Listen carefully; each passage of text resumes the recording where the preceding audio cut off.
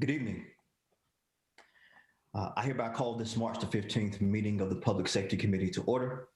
Before we get started, as always, we'd like to thank the personnel of our police, our fire departments, and our emergency management departments, the work that they do every single day to keep the citizens of this city safe. Due to the Safe at Home order, all committee members are participating virtually. For virtual committee meetings, committee members will be muted until asked to be recognized. When there is a vote, it will be necessary to take a roll call vote. A committee member will be recognized or raise their hand and then state their vote. Committee members are Councilmember Larson, Councilmember Mundy, and Councilmember Burke, and myself. Also, I want to remind everyone that the Community Development, Housing, General Government Committee will meet tomorrow at 4 p.m. on Tuesday. I think their normal meeting time is 4:30, but we've got some extra business on the agenda to be discussed, so they're going to meet at 4 o'clock on tomorrow. With that being said, there are 2 items on the consent agenda. Members of the committee and council, as you know, for those who are watching, items on the consent agenda are typically approved with one sweeping motion unless a member of the council or committee asks an item to be pulled. Members of the committee, are there any items that should be heard for consideration? If not, I would entertain a motion. Chairman, I move approval of the consent agenda. We have a motion. Second. All right, I heard a second by Councilwoman Burke. We will go down the roll call. Councilman Larson. Yes. Councilman Mundy. Aye. And Councilwoman Burke. Yes. And that is a yes for me, so the consent agenda is approved unanimously. We have one item on the general agenda, and we'll move to our clerk to have that item called, please. Item G1, information on the Winston-Salem Police Department's small unmanned aircraft system. I know we have Chief Thompson on the call and some of the assistant chiefs. Before we get to them, I want to recognize Assistant City Manager Tasha Logan Ford, who the police department is in her wheelhouse. So, Ms. Logan Ford, do you have the floor, ma'am? Thank you, Chairman Taylor, Mayor Pro Tem Adams, members of the committee. The item before you is an information item for us to talk about WSPD's aviation unit. We have Assistant Chief Weaver, who will present this item and share the information with the committee. Assistant Chief Weaver. Thank you. Good evening, Chair Taylor, Vice Chair Larson, Council Members Burke and Mundy, as well as other elected officials and city administration. I am W.S. Weaver II, your Assistant Police Chief of the Winston-Salem Police Department, Patrol and Special Operations Divisions. Thank you for your time tonight, as we would like to introduce to you a new unit with the WSPD, our aviation unit assigned to our Special Operations Division. Our aviation unit utilizes small unmanned aircraft systems, SUAS, or more commonly referred to as drones. With me this evening are Captain Brian Doby, Commander of the Special Operations Division, and Officer Ron Robertson, who's the lead pilot for our aviation unit. Although we'll show you a video showcasing the capabilities of our equipment, I'd like to make you aware of a few items prior to the video. The financing of the equipment for this unit has occurred through a combination of our partnership with the Winston-Salem Police Foundation and the City of Winston-Salem. You're familiar with our partnership with the Winston-Salem Police Foundation, most notably through our acquisition of the Sweet Reads specialty vehicle, which enhances our WSPD literacy program by providing a vehicular platform that allows us to deploy, to read, and provide books to our kids in our city. We'd like to publicly thank the Police Foundation, a 501c3 organization, for their continued support to the WSPD and their commitment to our residents, visitors, and businesses through their public safety efforts. We would also like to thank you and our City of Winston-Salem government for your continued support of the Winston-Salem Police Department. The equipment is only a part of this endeavor. I'm here to assure you that deep thought has occurred into our policies and our procedures because we understand that our residents may have concerns about the law enforcement use of this technology. We are aware of community concerns about potential invasions of privacy, and I would like to address that with you now. The WSPD Aviation Unit has been established to provide aerial photography capability for documentation of crime scenes and police response incidents across our city. Our aviation unit will utilize the capabilities of this system to document crime or traffic incident scenes, document adverse weather impacts, assist with missing person cases and event monitoring, assist our Winston-Salem Fire Department with photography of fire and/or hazardous materials events, and for training documentation. As you will see in the video, our SUAS will function with specific tasks as I've already discussed. Our SUAS program will not be utilized as a general surveillance platform. We at WSPD are familiar with the concerns of the ACLU, the American Civil Liberties Union, regarding law enforcement use of this technology. And we have utilized information from their organization to maintain trust with our community. We will not be flying into our residents' backyards, looking into their windows to invade their privacy. Our systems are not equipped with facial recognition technology, nor do they have the capability of monitoring conversations between people. Please keep in mind that, as stated last week by Captain Stephen Tolley of our Criminal Investigations Division in his discussion of the Real-Time Crime Center during the Public Safety News Conference, that we are governed by the Fourth Amendment of the United States Constitution against unlawful search and seizure. With having this type of photographic technology capability, we still will not be allowed to violate our residents or our visitors' right to those protections. Our systems will not be used to mass track vehicles or individuals, nor will the system be equipped as a weapons platform or an aerial chemical agent dispersal platform. We understand that misuse of this system will not only result in the technology being removed from WSPD utilization, but more importantly, will result in the loss of trust from our community. Law enforcement across our nation is struggling with maintaining trust within our communities, and we at the WSPD have been engaged with building trust through community-oriented policing since 1989. We will not allow the misuse of technology to erode our trust with our community. This is an information item only, which requires no action on your part. We will proceed with the video, and then we will be available for you to answer any questions that you may have. Thank you, Assistant Chief Weaver. And if we can roll the video, please. The Winston-Salem Police Department has entered a new and exciting era of police work. Although we are catching up to other agencies with the use of the small unmanned aircraft system, the possibilities are almost endless. The Winston-Salem Police Department's Small Unmanned Aircraft System program is a giant leap ahead in the bringing together of technology and fighting crime. Here are some of the highlights about this new program. SUAS is an acronym for Small Unmanned Aircraft System. Though the SUAS is a compact device, its usefulness in police work is ever growing and advancing. UAS and SUAS are often referred to as drones. The drones are not toys and serve as a valued tool in helping officers help our citizens. Now, let's look at what it takes to pilot a drone. In order to pilot an SUAS for the Winston-Salem Police Department, one must first hold a license issued by the FAA. Once a license is obtained by the officer, he is trained on our departmental procedures.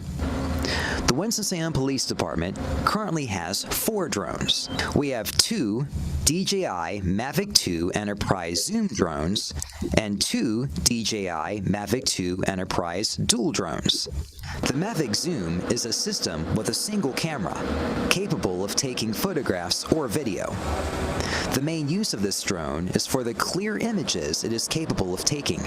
It can view a very wide area at different altitudes. The Mavic Dual is a system with 2 cameras that work together to give the operator the ability to switch instantly from a standard camera to a FLIR camera. The FLIR camera is known better as a thermal camera. It operates in the infrared range that is not visible to the human eye. It is able to show the operator images in a color spectrum of hot to cold. These are best used in finding older and younger citizens who have walked away from their place of residence. Here is how we use the drones. All of our aircraft are capable of transmitting what they are observing to a command staff location. Whether it is from the Public Safety Center, a mobile command vehicle, or at the scene itself, they are able to see what is going on using their Axon access. This capability can make decision-making a lot easier. Having a bird's eye view of a critical incident can provide a wealth of information to those tasked with command and control. Although it will not always be available due to weather, time constraints, or other unknown factors, the potential for its use is significant. These drones' multifaceted use in a law enforcement capacity are priceless. They can be used by the Forensics Unit, Hazardous Devices Unit, Homicide Unit, Robbery Unit, Burglary Unit, Arson Unit, and Field Services Bureau, including street patrol officers. The uses of these valuable assets are as follows: critical incidents, major crime scene documentations, traffic fatalities, including serious or large crash scenes, missing persons, including high-risk adults and children, large or widespread crime scenes, large crowd monitoring, hazmat incidents, large fire scenes, suspicious packages, monitor and HDU perimeter, public relations, including special events, Twitter, Facebook, and Instagram, and other applicable aerial photography. These drones not only cover a broad spectrum of law enforcement uses, they also can assist the Winston-Salem Fire Department on multiple scenes. The list does not cover every use of the small unmanned aircraft system. There are too many uses for these systems to be shown. The small unmanned aircraft system is a versatile tool and has the potential to shorten the time on a crime scene, assist in the safety of a crime scene, and document the physical attributes of a crime scene. The Winston-Salem Police Department's SUAS program is a breakthrough program that will benefit the citizens of Winston-Salem. Through the guidelines of the FAA, this program offers a golden opportunity to show everyone the city of Winston-Salem is rising to new heights to meet the challenges of today's world.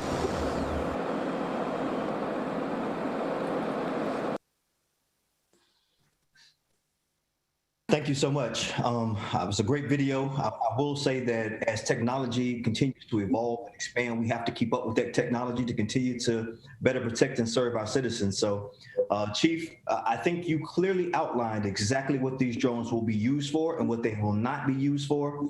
As my understanding, if there is any violations of policy, we have the ability to remove this technology from our inventory. And I just want the citizens of Winston-Salem to know that. So this is the time that we've set aside to have questions about the drone systems or the aviation unit. So are there any questions for Assistant Chief Weaver or any member of the police department at this time regarding the drones? Mayor Pro Tem Adams. Yes, thank you. Councilmember Taylor, if you remember a few years ago, you and I were proponents for a drone manufacturer here in town, and we couldn't persuade the council to go with us.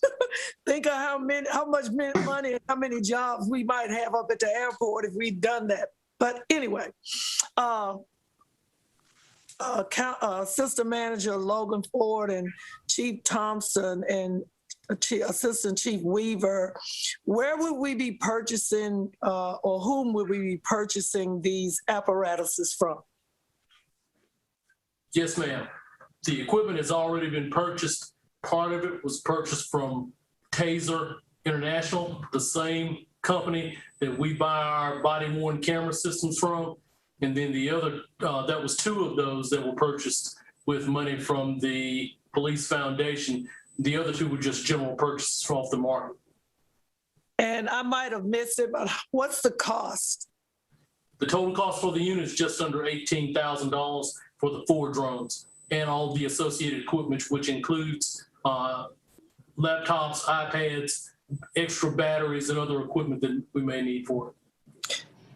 And I'm sure, Chair Taylor, can you tell us a little bit about Are there other cities? Because I think Chairman Taylor and I went down that road too. Can you tell us other cities in the immediate area that may be utilizing this technology? Yes, ma'am. Forsyth County, the Sheriff's Department, they have a few of these units on any other locations. Thank you. Highway Patrol also utilizes the technology. But what about municipal police forces? There are some through North Carolina, but I'll have to get the list and I will forward that to you. Thank you very much. Yes, ma'am. Mayor Pro Tem Adams, it'll make me feel better to think that we're on the cutting edge and we're being a trailblazer. So thanks for bringing that up. Is there anyone else who wishes to be heard at this time? We'll go with Councilman Mundy, Councilman Larson, then Councilman McIntosh. Thank you, and thank you, Assistant Chief Weaver, for the presentation. Let me start by saying I'm very much in favor of this. I definitely agree we need to stay ahead of the technology curve rather than chasing it. But what we have been chasing is the PR piece, and I don't know for whom this question is, but as we've just seen in the news this past week, 3 to 5 days, when we don't get ahead of a PR story, someone else sets the narrative. And we need to have a PR story. And I don't know, honestly, if that comes from the police department or from the city, but there are people who are going to disagree with this. And you started your presentation off, Assistant Chief Weaver, by pointing out those potential pitfalls. I don't think those are pitfalls that should stop us from moving, but we need to have a PR plan before we introduce this publicly. So that's one comment.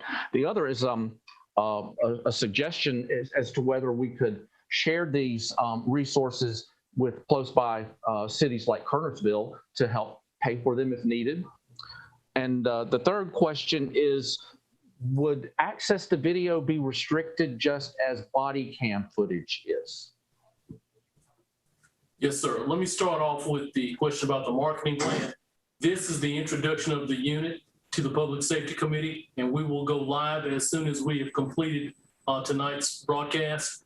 At the same time, we'll be working, and we already have worked with city marketing communications to be able to push the words out. And as we start receiving comments, whether good or bad, from our citizens, we'll take those into consideration, and we will be stepping out forward in telling the people what we're doing as far as trying to ensure that we're still maintaining their trust with the use of this technology. I believe your second question was related to utilization by other municipalities or within the county. And yes, we have those standardized, hold on, let me think of what's the mutual aid agreements with other municipalities as well as counties. And through our mutual aid agreements, we will be able to share this technology with those systems. Of course, it will operate off of our rules and regulations, and we won't do anything that's going to be illegal. Of course, not in our community nor any other community that wants to borrow the technology. And typically, when we have municipalities contact us about utilization of these types of tools, we talk to them about the expectations that we have, what we can do, what we can't do, things along those lines, so that they're fully briefed and understand the utilization for it. And I'm sorry, your third point was again, please? Question about access to the video if it's restricted like body cam footage. Yes, sir, it is. Thank you. Yes, sir. Thank you, Councilmember Mundy. Councilmember Larson. Assistant Chief Weaver, thank you so much for that presentation. That was very exciting to see. And I'm thrilled that we're activating this program in Winston-Salem. I agree that it's definitely cutting edge. A couple small questions about it. How many pilots have we trained to fly this thing? And is this going to be a 24-hour, 7 days a week accessibility thing, or is this during daylight hours only, or what's the plan on that? Good evening, Chairman Taylor, members of the Public Safety Committee, Mayor Pro Tem, and City Council members in this meeting and other city officials. My name is Captain Brian Dovey, and I'm the Special Operations Commander, and I'd like to answer this question.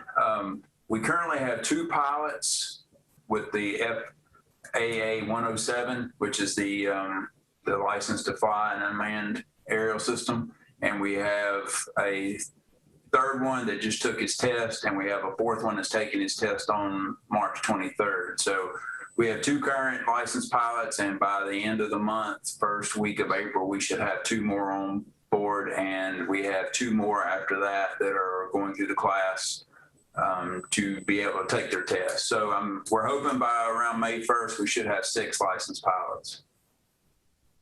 And your second question, Councilman Larson? Second question was sort of hours of operation for this. Is this daylight only, or is this 24/7, or what is it? No, we do have the waiver, and we're working on the COA that allow us to fly at nighttime under exigent circumstances. We can fly with, you know, we have a missing person, a runaway, or something that requires us to come out in the middle of the night and try to find somebody quickly due to weather conditions or some other extenuating circumstances. We're allowed to use them at night. There's certain beacons and lighting that the pilots are required to use, and all of our units have that on it to be able to do that. And our thermal system, some know it as FLIR, some call it thermal, is works well at night, picking up heat images. Great, thank you. Yes, sir. Councilmember McIntosh. Yeah, Councilmember Mundy stole my question about access to the video. I think everybody's sort of interested in that. My question really, I guess, is for Tom Koreska. I saw him on the call earlier. I'm not sure if he's still here, but I'm assuming that we use Taser for data storage on this. And Yes, sir. It's kind of like buying an inkjet printer for real cheap and then having to pay for the ink cartridges over and over and over again. So the data storage is expensive, and I just would like us to look long-term into the ability to host our own data. Good evening, Councilmember McIntosh. I can add a little bit of light in with Axon from my previous assignment. So currently we don't pay for any additional storage for Axon. The current contract that we're under and the fee that was worked into in 2017 when that contract took effect includes unlimited storage, and these units are licensed through the actual pilot. When you get out of the federal aviation system, you get into Axon. So there's an Axon Air license that each pilot has. So it goes along with their current body cam license, and it allows for unlimited storage. Great. Excellent. Thank you very much. Yes, sir. Councilmember Burt. You need to unmute Councilmember Burt.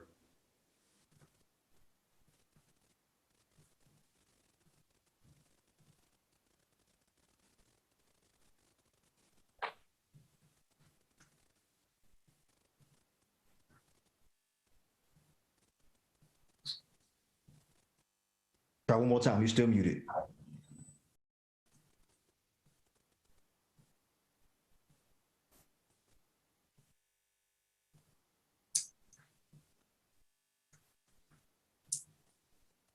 So we're having a few technical difficulties with her. Is there anyone else who wishes to be heard on this item?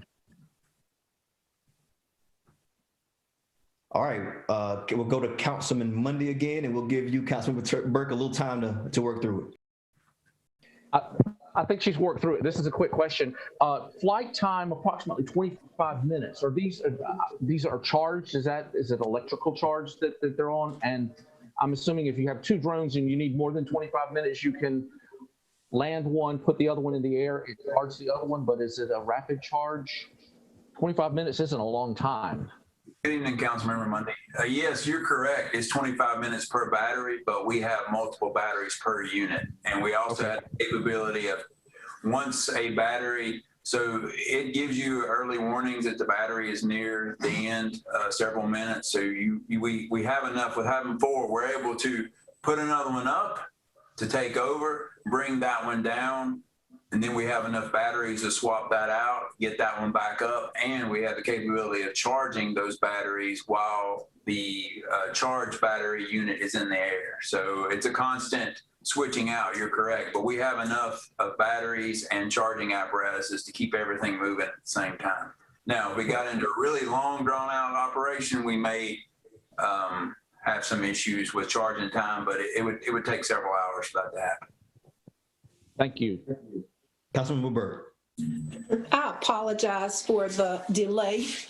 Thank you, Chair Taylor.